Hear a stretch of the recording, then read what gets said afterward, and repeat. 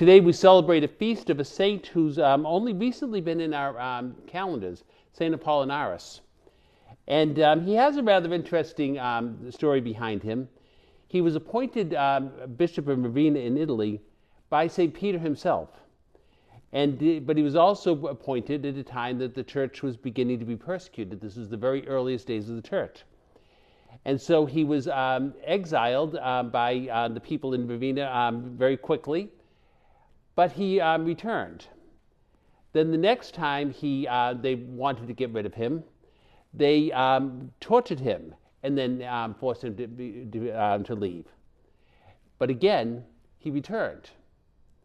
The third time, they put him on a boat to Greece, and he arrived in Greece, but again he returned. He ended up returning 4 times before he did face a martyr's death, but he was very dedicated to his people and very dedicated to building up the church in its earliest days. But the more they tried to get rid of him, the stronger he became, which I think certainly teaches us a lesson as far as our faith is concerned. But as I was reflecting on the first reading that we have today, I was reminded of a man who I met a number of years back. His daughter introduced me, and he was for many years a Little League coach. I don't remember what city he was in. I'm not sure if it was Baltimore or Chicago or Philadelphia, because he lived in different areas. But he was known for his wonderful coaching techniques and leading championship teams. He always claimed that he was the reason why in his neighborhood he calmed some of the different tensions. There were tensions between the Irish, and there were tensions between the Italians and the Cubans, and there were also racial tensions and different things that were going on. But he was committed that they were all the children were going to play on his team, even though the parents were constantly fighting with each other. Well, he was responsible for getting the umps, and he picked a lot of umpires that made bad calls. And what would end up happening is that the parents sitting in the stands, who at first did not get along, would hear the bad calls. First of all, for their own child, and then maybe for one of the other children. And the parents started talking about how bad the umps were, and it turned out that they ended up agreeing on one thing, that the umpires needed to go, and it ended up being something that united them, and they ended up becoming friends after.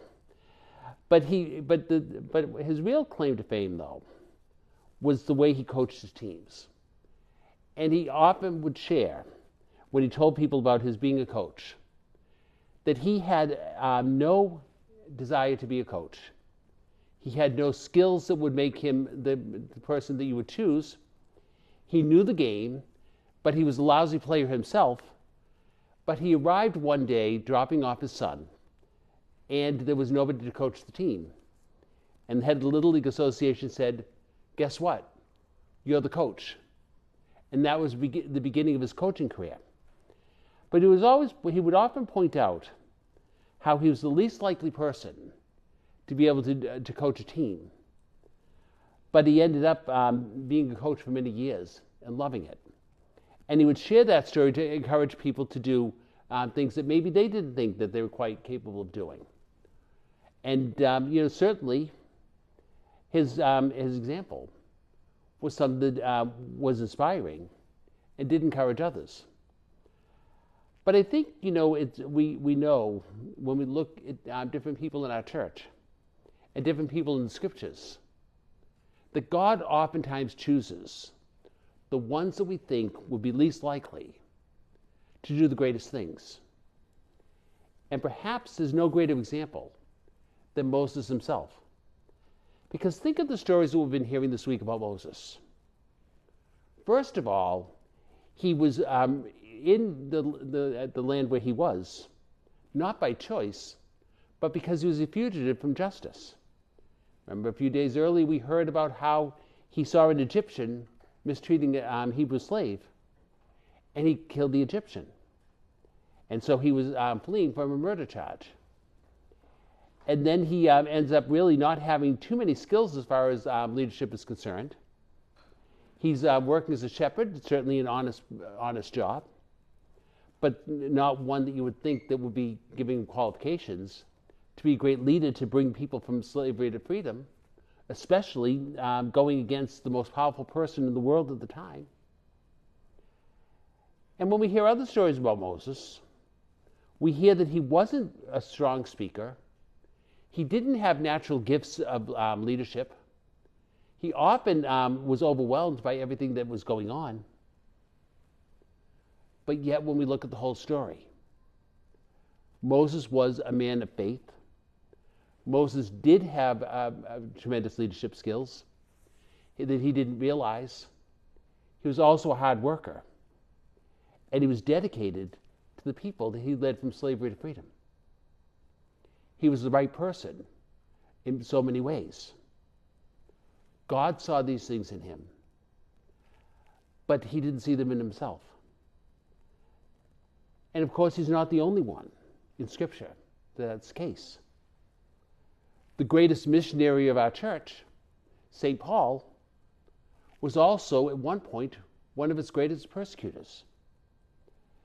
When we look at somebody such as Mary, who was such a beautiful figure and wonderful figure as the mother of Jesus Christ, she was not of royal bearing. She was not of a noble birth. She was not what you would expect to be the mother of the Messiah.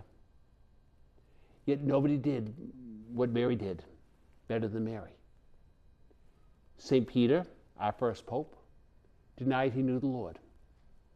And if we go into the catalog of all the saints, so often the saints that did the greatest things were the ones that, as far as the world was concerned, were least likely, but as far as God was concerned, is most likely. So I think it reminds us that if we think we're unlikely or unworthy to be doing something that God asks, God may see us as the people who are best able to do it. And if we wonder if we're able to do it, we see how God gave Moses the gifts and the graces he needed to do what it was that was asked of him. And we, as followers of Jesus Christ in our world today, also receive the gifts and graces from God that we need to do God's will and be faithful followers of Jesus Christ.